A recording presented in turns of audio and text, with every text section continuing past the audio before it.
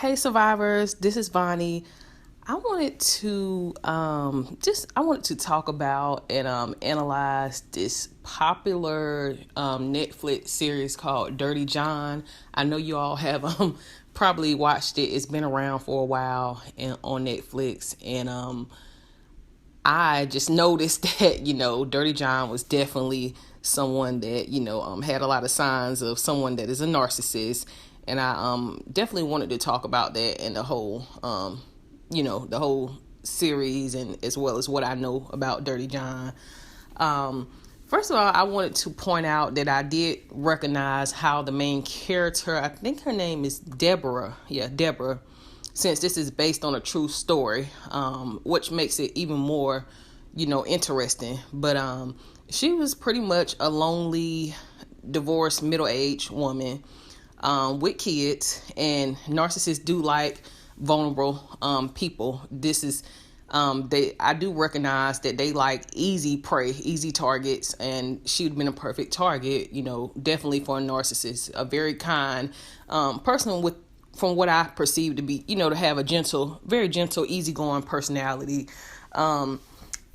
I saw that they were both of them were dating, exploring their options online. From what I saw, she was Deborah was, single, definitely single, just exploring her options, and Dirty John was doing the same thing online. So that's how they, pretty much met each other through an online dating website, which is a place that a lot of predators own. A lot of narcissists, they do look for vulnerable people. And when I say vulnerable, a lot of people that have been divorced or maybe not used to being by themselves, or maybe they are hurting from a relationship. So they're looking for someone to, to help heal them, looking for someone to be there for them.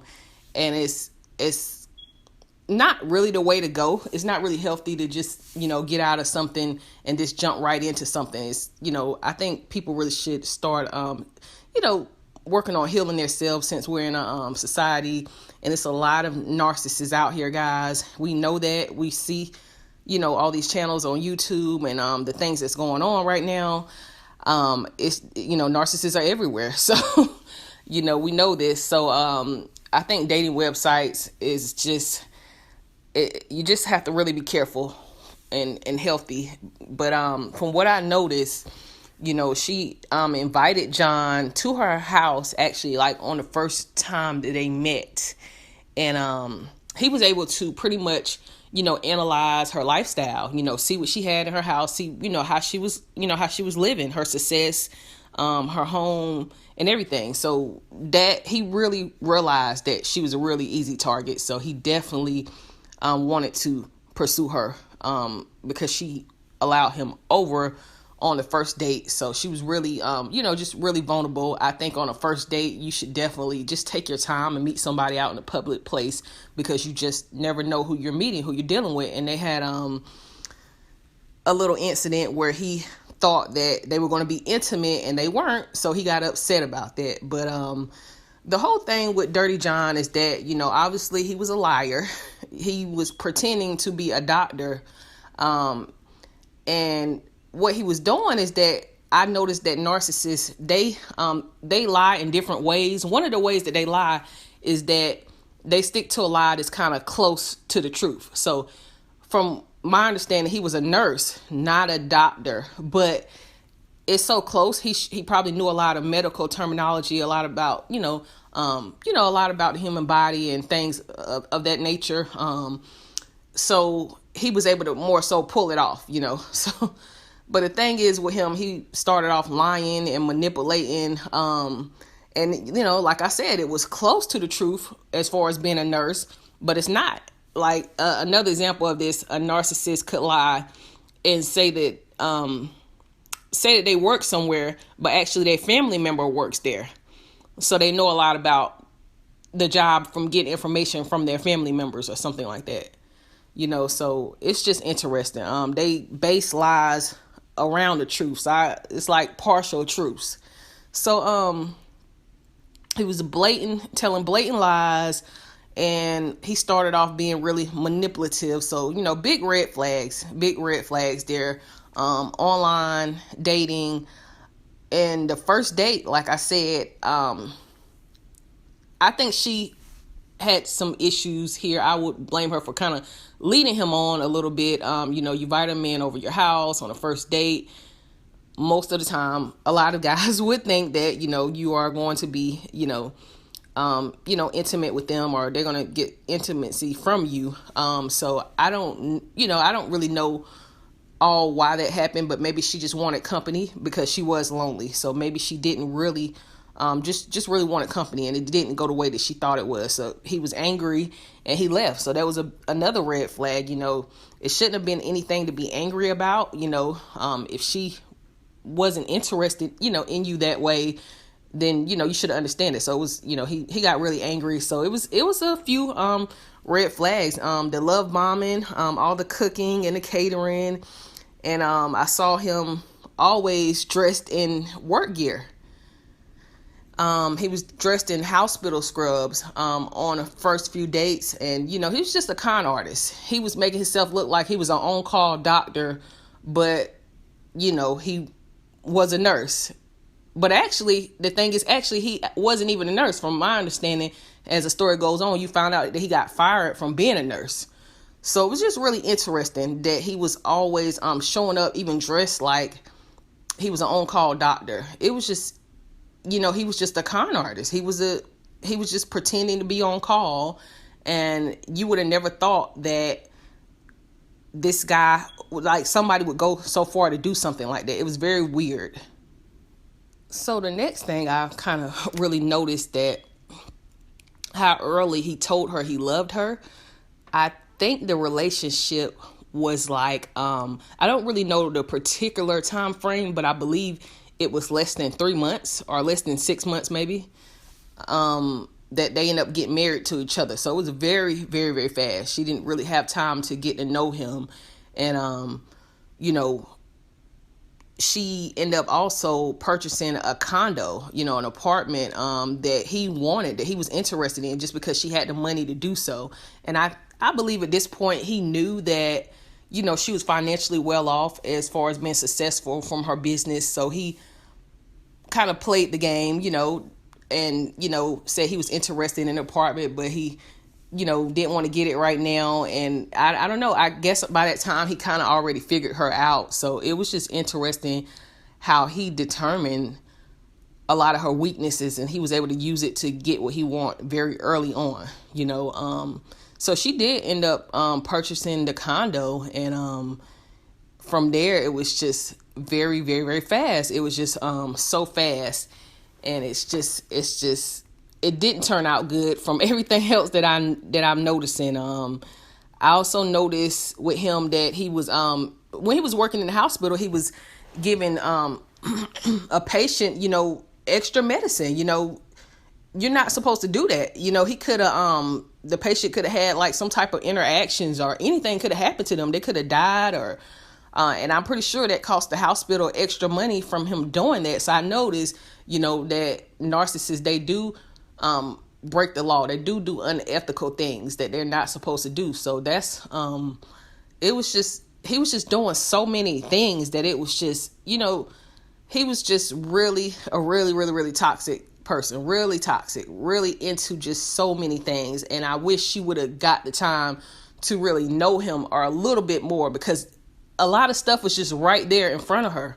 It was right there in front of her initially, but it was just, she's just a vulnerable person. She had, been divorced a few times, and it's just for women like that, for some reason, a lot of women just don't like to be single. They don't want to take the time to get to know themselves, especially if they're middle aged. I guess it's like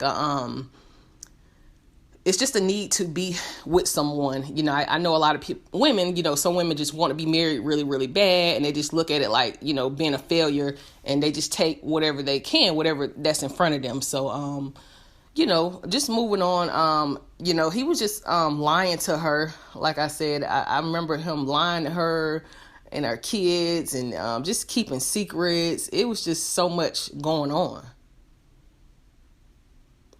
her daughter, I think her daughter name was Veronica. Yeah, her daughter name was Veronica. She had like a personality where she was like a very bold, very strong, a strong-willed person. So she pretty much ate him alive. She was able to see right through him, but unfortunately, like, her mother didn't want to listen to anything she was saying. Like, she was just her mother was just in a vulnerable position. She just needed or wanted, the company of a guy, and she was ignoring, the warning signs from the people that were close to her. So I think a lot of people that, were abused or are abused by narcissists, it's just weird how you just ignore advice when it's coming directly from, your loved ones, just because you're already under the spell of all that love bombing and all of that. It's just hard to really listen and recognize when people are giving you, good advice. So she was already, in my opinion, really manipulated by him. I mean, by that point. So she secretly married him pretty much, just because he started off catering to her. And I remember him bringing all of these smoothies. I was like, wow.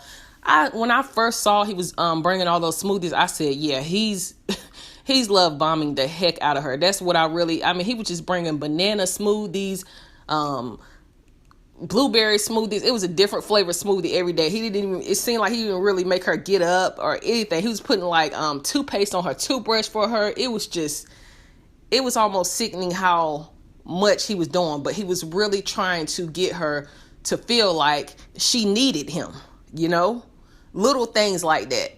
People do appreciate little things like that, but it was all very superficial. And it was, the first thing I wondered when I watched this show, I said, this guy's just a covert narcissist. Cause I really, this was like probably like the first season. I was like, he's just a covert narcissist. He's a manipulative. He's, not really a good person. But as it went on, I said, okay, this guy has got to be like a malignant narcissist or a psychopath. He has like, I don't know. I'm not a doctor. Obviously, I can't, diagnose anybody. But from, what we learn in this, community and what we learn online, he has to be a malignant narcissist or a psychopath. He was just a liar. He had like a high sense of self-importance. That's why he pretended to be a doctor so bad. Very manipulative. Very just not a good person. Very evil. So her daughter Veronica really tried to warn her, and she just kept on like brushing her off. And it just pretty much made me wonder, since she kept on brushing her daughter off, if she really needed some type of mental health treatment before she actually started dating again. Because I don't know, again, her history as far as her divorces goes, what was the situation like with, her kid's father. We don't really know a lot about that. But, it just lets you know sometime, in between relationships and things like that. Or maybe, Debra did have a few issues of her own that she needed to work on, or, whatever, before she actually started dating again. But it just makes you think about a lot of things in between relationships, how you should just really take a break, really focus on yourself, really get to know yourself, be single, give yourself some time, especially after serious relationships. Try to at least give yourself a year.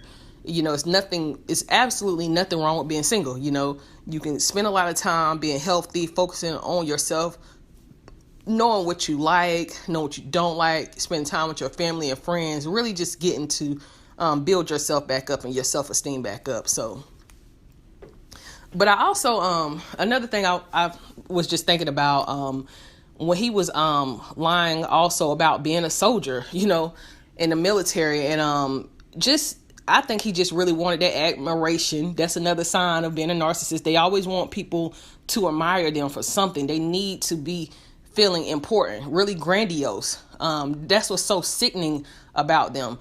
But he actually, used a lie, being a soldier. Some narcissists use a great parent lie. They'll go to court and battle you for children and have your children around them all the time and make everybody think that they are the greatest parents in the world, when they actually are super con artists, and they have drug issues and everything, but people don't see that. All they see is them with their kids all the time. So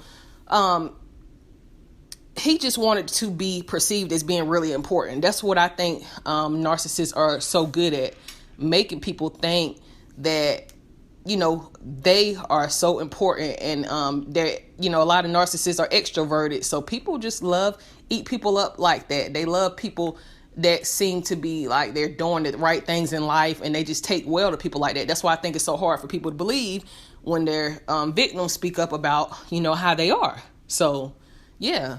But I remember, I recall the nephew,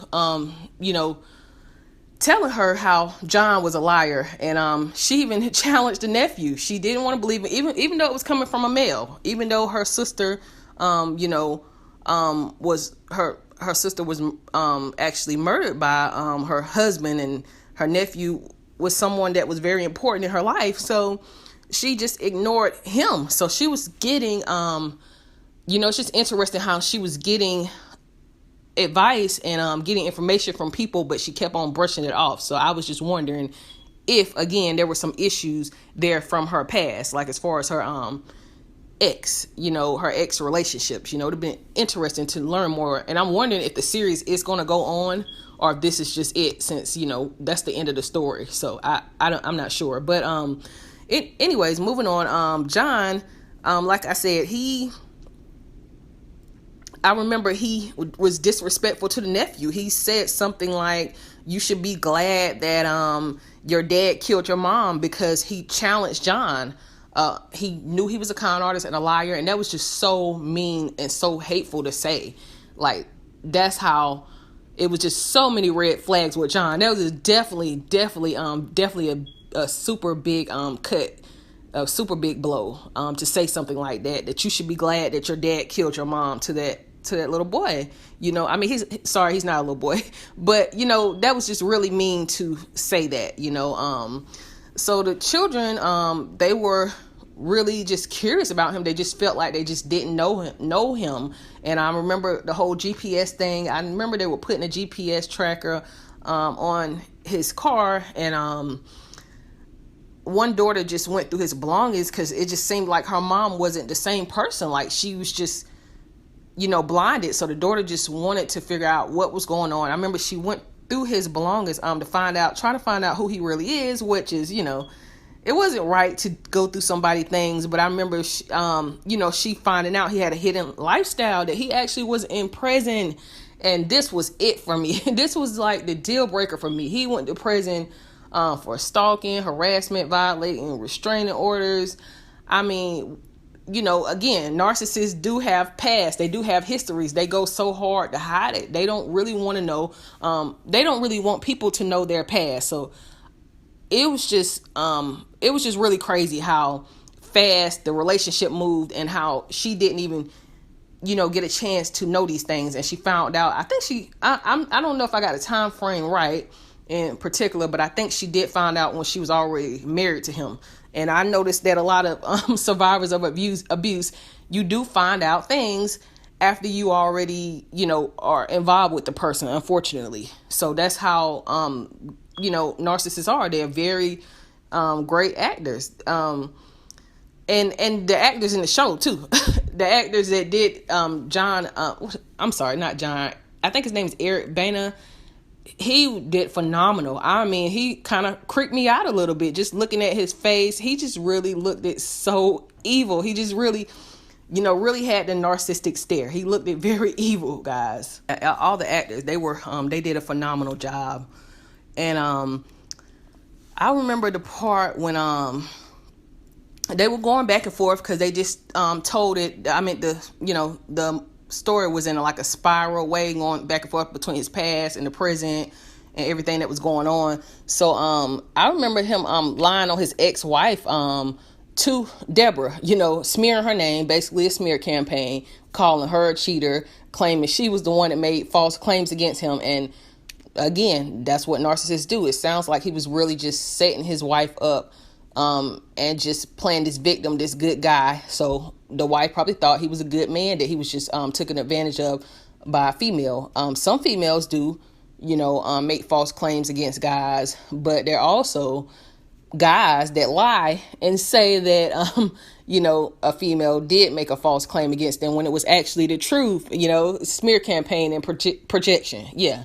So he took Debra's money. She had money in the house. I guess she had like a safe or something like that. He ended up taking her money without her knowledge and just making it seem like he invested it or put it somewhere safer or something like that. And I believe he spent the money, honestly. So he was and also going back into his ex-wife, we found out he was cheating on his ex-wife with her co-workers at that conference. Just finding out when they found out about each other, it was just so crazy how the ex-wife confronted John, and he was just so arrogant about it. Like, he didn't really admit it or denying it. I think he said, "Oh, like, it looks expensive," or "she's expensive," or something like that. And it was just, the ex-wife was just so hurt. Like, she just couldn't believe it, how he chose to deal with the issue. Like, he just didn't deny it or admit to it. He just said something, and I think it was just so shocking. Like, narcissists do shock a lot of their victims, and they just, I think you just can't really believe that it's going on. It's like, so it's a lot of psychological abuse. This guy was stealing drugs from the hospital that he was working at. He was a drug addict. The needle in the foot thing, he was just really doing a lot. He was a very busy guy, very busy. Narcissists are very busy. He was suing lawyers so he wouldn't have to pay them. He was just a professional con artist. And I just can't, I just don't believe he was like a covert narcissist. I believe he was more malignant or a psychopath, but I don't think he was ever diagnosed, so we would never know. He was doing things like having fake business cards, doing scams. Even a few police officers got a restraining order against him, a few female police officers. So he was really, really dangerous. He was really dangerous. I don't know if he was more dangerous at that time when he was young for a reason. Maybe the drugs made him more unhinged. I don't know. But I know there were some issues with Debra's mother. I was kind of suspecting her to be a narcissist, but then I said maybe she's really naive. I don't know. But it was just a lot. Like, she wasn't there for her daughter, the one, Debra's sister, that was, obviously murdered by her husband. And she, the way she delivered the news to her grandson, I just couldn't, it was just really painful to see that scene right there. The way she delivered the news to him about his mother being, being murdered.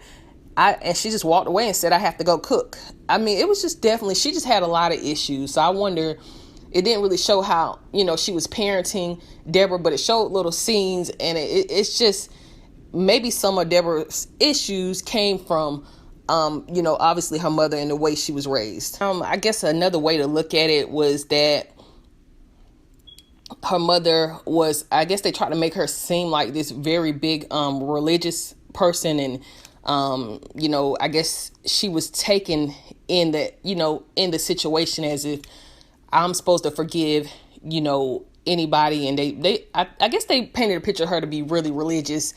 And it looks like her main focus was just focus on forgiveness. So she didn't even, it almost seems like, and I think from what I read in the real story is that she was defending him in court, the guy who murdered her daughter. So that's just a lot. It's a lot to take in, because you kind of wonder, how did she have the chance to stand up for her daughter, the one that was murdered? It just seemed like she wasn't there for her while she was alive or when she was dead. So it was just a lot of issues with the mother that I think made a lot of people upset who looked at it. It was just, nobody would actually, not too many people would actually handle situations that way. They would definitely be angry at the person who hurt their their family member. So her mother was just, very naive. It seemed like she didn't know how to, deal with issues either. I remember in the hospital when I think John was in the hospital because he got real sick from doing drugs, I guess, throughout the years. I guess he'd been on drugs for years, and he was really, and it was going back and forth, but you really got to see how much of an animal he was, how toxic he was. He was deflecting and blame shifting everything. The mistaken identity, when she confronted him, just wanted to know, like, anybody, you know how you confront narcissists, you want to know what happened, what's going on, why did you lie? He was still deflecting the mistaken identity thing. What it was, from my knowledge, is that, about the harassment charges, the assault charges, and all of those things, he just didn't want to take accountability for that, He just didn't want to admit to that. So he was making it seem like somebody with the same name, John Meehan, was, that did those things, that it wasn't him, So it was crazy. It was really crazy. She even had to get an attorney to figure out, like, the truth. And they said it's no mistake. It's him, Narcissists, the thing about them, again, they can admit to some things, but they can be very manipulative and still very misleading. So I noticed that she left John. And she left John 2 times. The last time was the last time she really left. But the first time she left because she was finding out all these things. And that was a good move on her part to leave, to get out the situation. And I think the lawyers were trying to help her do like a post-nub or something like that. I don't know much about that. But I noticed she did end up going back after she left him because she felt bad for him because, he was sick.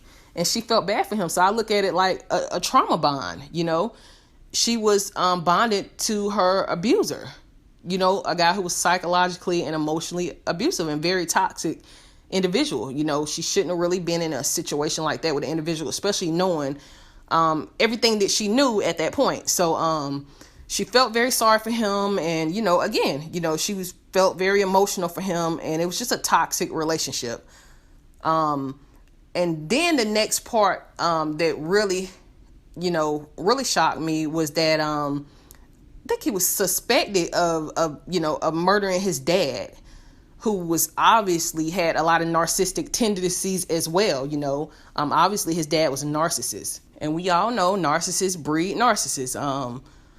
So his dad he was doing a lot of the same things that John did. He was a con artist, he was filing lawsuits. I remember the scene where he made him eat glass at a restaurant so they can sue the restaurant owner. Like, his dad just loved, and was obsessed with suing people. So I see where John got a lot of those issues from. And it makes you wonder, because a lot of things you won't know about the narcissist's past. I mean, if you're lucky enough to find out, if you're lucky, but a lot of things they would never tell you. But it was obvious where John got all his issues from. It was his dad, I don't know if his dad also had a drug issue, but John was doing things like jumping out in front of cars for him. And he carried this same toxic behavior into being an adult. So it was just, he had a really, his upbringing was really toxic. He had a really raised by a really toxic individual. So I definitely believe that that's where all of his issues came from, his dad. I also seen later on that Debra ended up helping him get clean off of drugs, and only for him to, get back on drugs. She worked hard, helping him, detox and everything, and then he ended up, going back on drugs.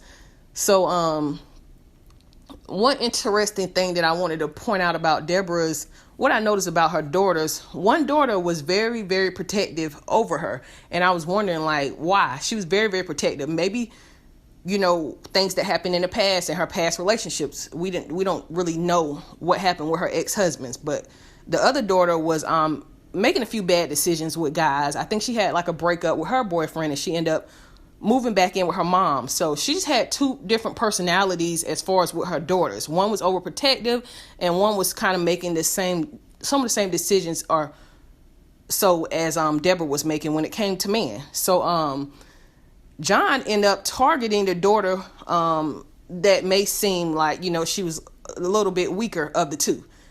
John didn't want to target the one that was the strongest one, who was standing up to him and things like that.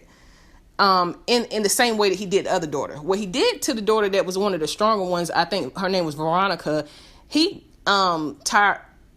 targeted her from a distance. Like, he got her fired from her job, sending out emails, bad reviews on her company site. I mean, he was just really trying to destroy her from a distance. And, narcissists do things like that. You'll wonder where all of this stuff is coming from that you never had an issue with before. You have an issue with somebody, a narcissist, and then all of a sudden, your company is getting bad reviews. You're getting, private photos sent out to your company's, website or email, and just really bad things that he was doing.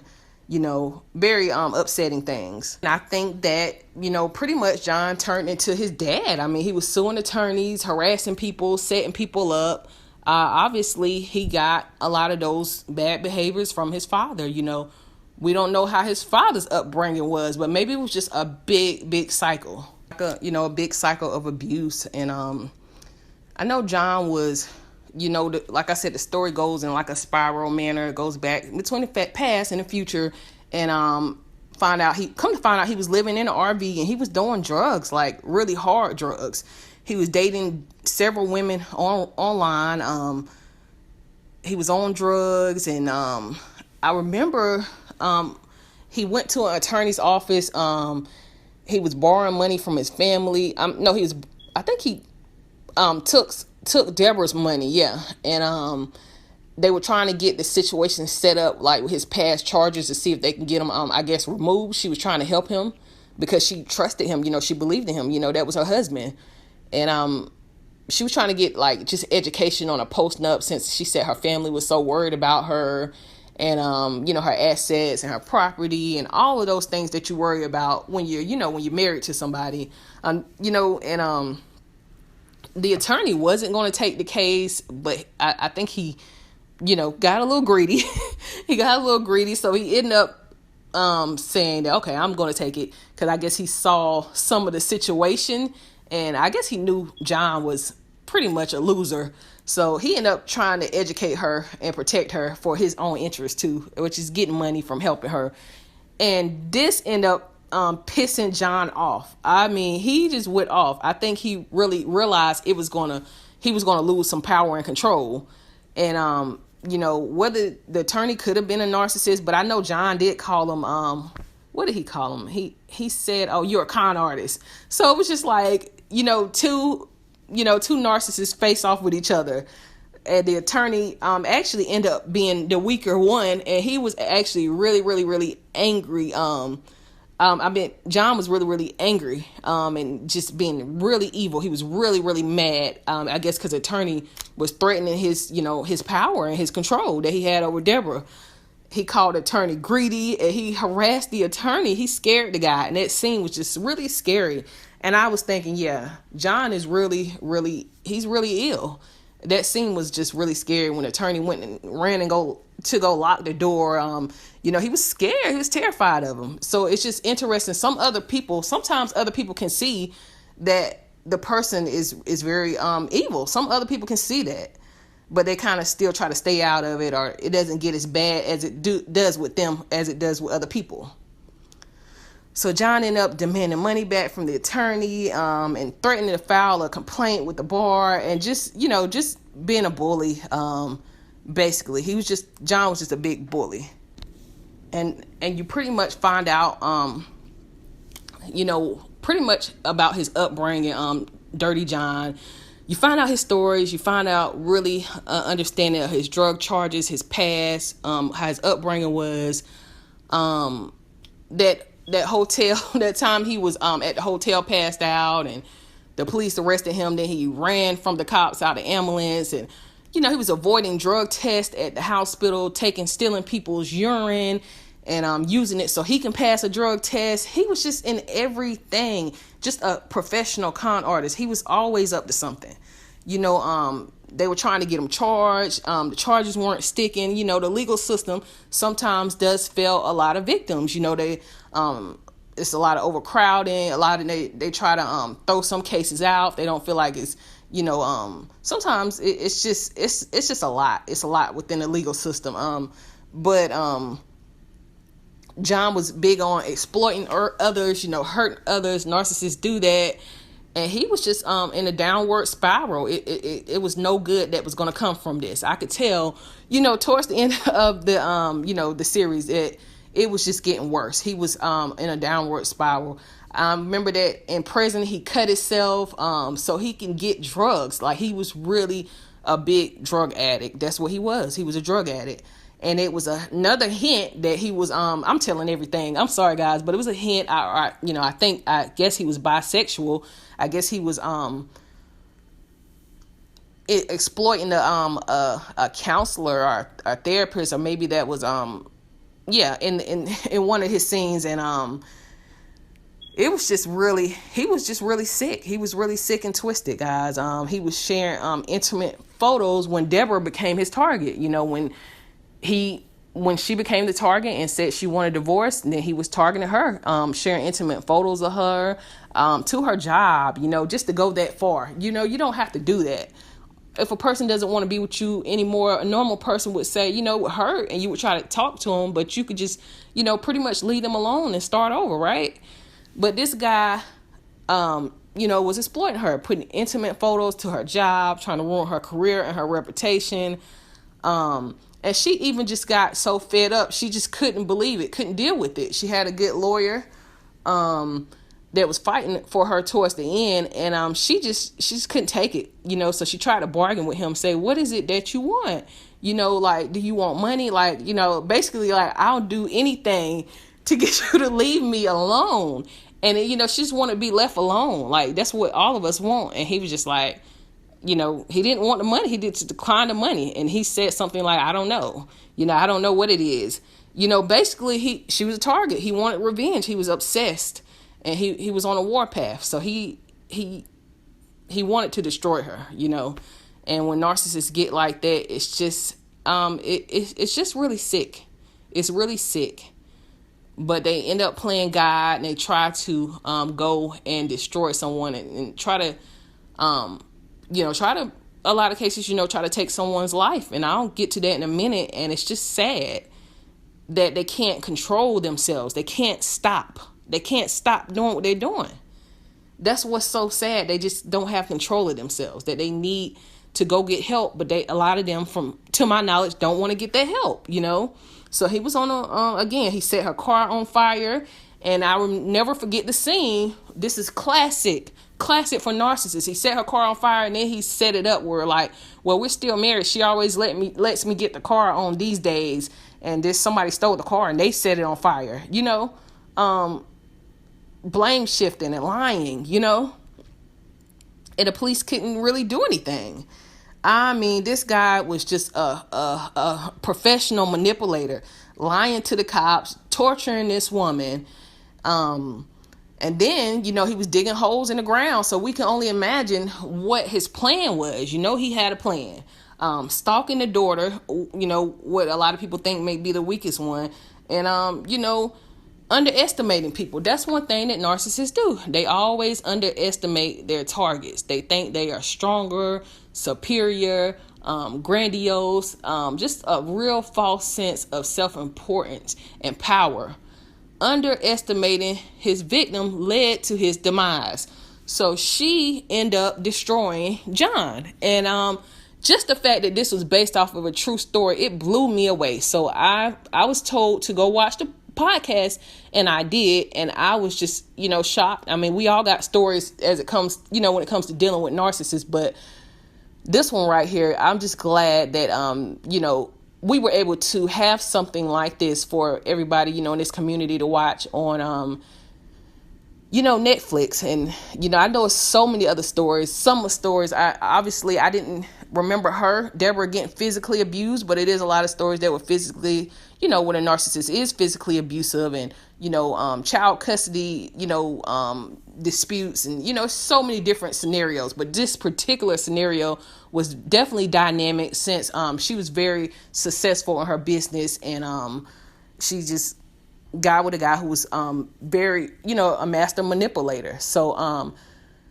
to my point that I made, one of the main reasons I made this video is because I did look at the reviews. I'm very interested in what people have to say about stories like this. I don't know. So I look at the movie, the movie reviews website, and I came across a comments that basically were victim bashing. Debra, the main character, other than John, they were referring to her, as like a dumb blonde, and saying that this is unrealistic. Nobody, this wouldn't happen to anybody, and that's the problem. When people end up saying that, this wouldn't happen, this is unreal. It was based on a true story, and just a true story, and people are still saying that that's unreal. And it just lets us know that, as a society, maybe they're not there yet. Even with all the information out here now in these day and age, it's unreal to people. No, it's not unreal. It's not unreal because narcissists prey on vulnerable people. They target vulnerable people. Vulnerable doesn't mean that you're dumb, So vulnerable is just someone that, is going through something in their lives or has went through things, and they just, haven't, fixed their self-esteem into a point where it's healthy.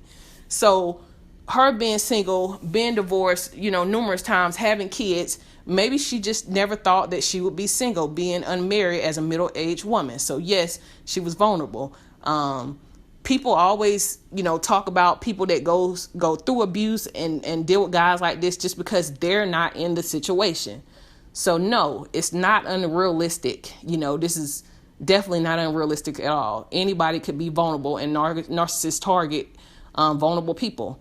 She was a kind person, and I just think she was targeted. So it's a very tragic situation, and that's pretty much, what I have to say, about the whole Dirty John series on Netflix. So guys, tell me what you think in the comments below.